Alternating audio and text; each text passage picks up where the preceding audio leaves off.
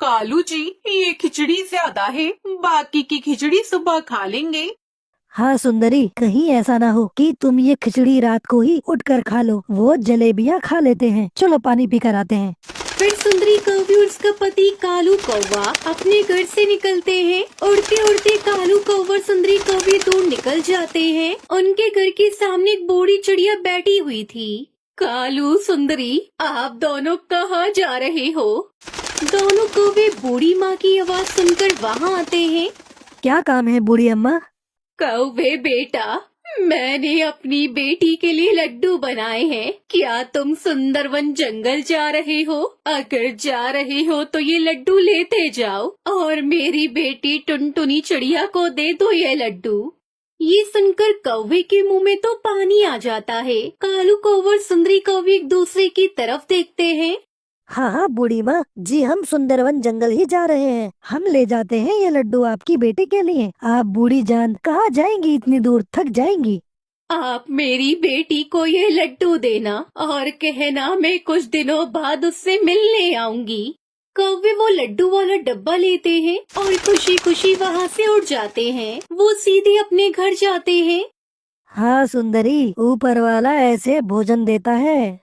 कालू, भोजन मिला और वो भी लड्डू। मगर कालू, अगर टुनटुनी चिड़िया को मालूम हो गया तो फिर क्या करेंगे?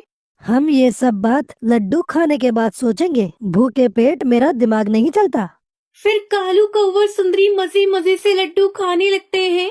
कालू जी, आज का डिनर तो बहुत स्वादिष्ट हो गया। अब सो जाते हैं, कल की कल देखेंगे। फिर कालू कौवा और सुंदरी कौवे गहरी नींद में सो जाते हैं। सुबह हो जाती है। वो कौवे तो कोई काम धंधा करते नहीं थे। वो तो हर रोज मुफ्त में भोजन खाने का कोई न कोई उपाय ढूंढते रहते थे। सुंदरी, आज क्या करेंगे? कल तो उस बूढ़ी चिड़िया को उल्लू बना लिया था मैंने, तो पहले ही सोच लिया है। आज फिर उसी बूढ़ी चिड़िया को पागल बनाएंगे। तुम चलो मेरे साथ। कालू कौवा सुंदरी कौवी फिर से घर से निकलते हैं। वो टुनटुनी चिड़िया की बूढ़ी माँ वाले जंगल में जाते हैं। माँ जी, हमने वो लड्डू आपकी बेटी को दे दिए थे, मगर आपकी बेटी आपसे बहुत नाराज है। मेरी बेटी मुझसे नाराज है, मगर वो क्यों? आपकी बेटी कह रही थी कि उसका तो दाल वाली खिचड़ी खाने को मन कर रहा था और आपने लड्डू भेज दिए। माँ जी, आपकी बेटी खिचड़ी खिचड़ी बोलकर रो रही थी। मैं सदके जाऊं अपनी बेटी के। कालू कौवे, अगर आपको कोई काम है तो कर लो और वापस जाते हुए मुझसे खिचड़ी लेते जाना और मेरी बेटी को दे देना। मैं अभी उसके लिए खिचड़ी बना देती हूँ। हम एक जरूरी काम से जा रहे हैं। हम थोड़ी देर बाद आएंगे माँ जी। फिर कालू कौवा और कौवी वहाँ से चले जाते हैं। टुनटुनी चिड़िया की बूढ़ी माँ टूनी अपनी बेटी को खुश करने के लिए खिचड़ी बनाने लगती है। वो आग जलाती है और देगची चूल्हे पर चढ़ाती है। दोनों पति पत्नी नदी पर जाते हैं और धूप में सो जाते हैं। उन्हें कौन सा कोई काम था? उनका तो काम केवल एक ही था, हमेशा किसी न किसी पक्षी को चूना लगाना। बूढ़ी माँ ने खिचड़ी बना के एक डब्बे में डाल दी। तभी कालू कौवा और सुंदरी कौवी वहाँ आ जाते हैं। माँ जी, आप चिंता न करें, हमारा उधर आना जाना लगा ही रहता है। अपनी बेटी के लिए जो भी चीजें भेजनी हो हमें दे दिया करे। हमें ऐसे दूसरों का काम करके, दूसरों की मदद करके बहुत खुशी मिलती है। ऊपर वाला भी खुश होता है। वो दोनों पति पत्नी खिचड़ी ले लेते हैं और अपने घर चले जाते हैं। घर जाकर कौवे जी भरकर खिचड़ी खाते हैं। कालू जी, ये खिचड़ी ज्यादा है, बाकी की खिचड़ी सुबह खा लेंगे। सुंदरी, कहीं ऐसा ना हो कि तुम ये खिचड़ी रात को ही उठकर खा लो। मैं कोई चुड़ैल हूँ? मेरा पेट है जो कि पूरी तरह भर गया है। वहीं दूसरी तरफ मम्मा, चलो नानो इंतजार कर रही होंगी। चलो जल्दी चलते हैं ना। हाँ बेटी, अब वो सामान वाली टोकरी उठा लो। टोकरी उठाकर सुनहरी चिड़िया अपनी मम्मा के साथ उड़ती है और थोड़ी ही देर में वो दोनों माँ बेटी अपनी नानी टूनी के पास पहुँच जाती है। टुनटुनी बेटी, क्या लड्डू स्वादिष्ट थे?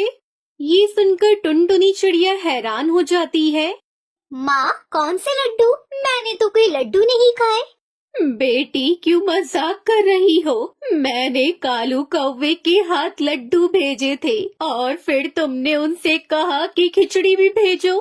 माँ, तो क्या आपने खिचड़ी भी भेजी थी? और क्या, मैं अपनी बेटी की बात कैसे टाल सकती हूँ? माँ, वो कौवे बहुत बुरे हैं। उन्होंने आपको पागल बनाकर सब खा लिया। उनका विश्वास तो पूरे जंगल में कोई नहीं करता। फिर आपने कैसे कर लिया माँ? मम्मा गंदे हैं, वो कौवे बहुत गंदे हैं। उन्होंने मेरी नानो को चूना लगाया है। आप चिंता ना करें सुनहरी बेटी, इस बार हम उन्हें बुरे काम की सजा देंगे। वो फिर आएंगे, वो जरूर आएंगे। कालू जी लड्डू भी खा ली, खिचड़ी भी खा ली, अब आज क्या करेंगे? जब तक बात नहीं खुलती हर रोज उस बूढ़ी चिड़िया को ही उल्लू बनाएंगे। और क्या करेंगे आज हम? बूढ़ी चिड़िया से कहेंगे कि उसकी बेटी जलेबियाँ मांग रही है। जलेबी? कालू, मेरा तो जलेबी सुनकर मुंह में पानी आ रहा है। फिर कालू कौवा सुंदरी कौवी फिर से उड़ते हैं। घर के बाहर बैठी हुई टुनटुनी चिड़िया उन दोनों को दूर से ही आता हुआ देख लेती है। वो घर में जाती है। माँ, वो कौवे आ गए। आप जल्दी से बाहर जाएं। फिर बूढ़ी टूनी घर के बाहर जाकर बैठ जाती है और वो दोनों कौवे भी वहाँ आ जाते हैं। कालू बेटा, मेरी बेटी को खिचड़ी पसंद आई थी ना? हाँ हाँ माँ जी, आपकी बेटी खिचड़ी खाकर अपने पंख चाट रही थी, इसलिए तो आज वो जलेबियाँ मांग रही है। जलेबियाँ? मगर जलेबियाँ बनाना तो बहुत मुश्किल काम है। खैर, मैं अपनी बेटी के लिए सब कर सकती हूँ। माँ जी, हमें एक जरूरी काम है, हम थोड़ी देर बाद आते हैं। फिर से कालू कौवा और सुंदरी कौवी नदी के पास धूप में जाकर सो जाते हैं। माँ, अब आएगा मजा। इन कौवे को फ्री में भोजन कैसे खाते हैं अब पता चलेगा। फिर टुनटुनी चिड़िया अपनी माँ के साथ मिलकर जलेबियाँ बनाती है और उसमें पेट खराब करने वाली दवा मिला देती है। फिर वो बूढ़ी माँ उन कौवे को वो दवा मिली जलेबी देती है। माँ जी, हम यूं गए और यूं आए आपकी बेटी टुनटुनी को जलेबी देकर। फिर वो दोनों पति पत्नी थोड़ी ही दूर बैठकर वो जलेबियाँ खा लेते हैं। कालू, मेरे पेट में कुछ हो रहा है। तुम्हारे पेट में कुछ हो रहा है तो मेरे पेट में भी कुछ हो रहा है। वो जहरीली जलेबी खाकर उनके पेट में दर्द शुरू हो जाता है।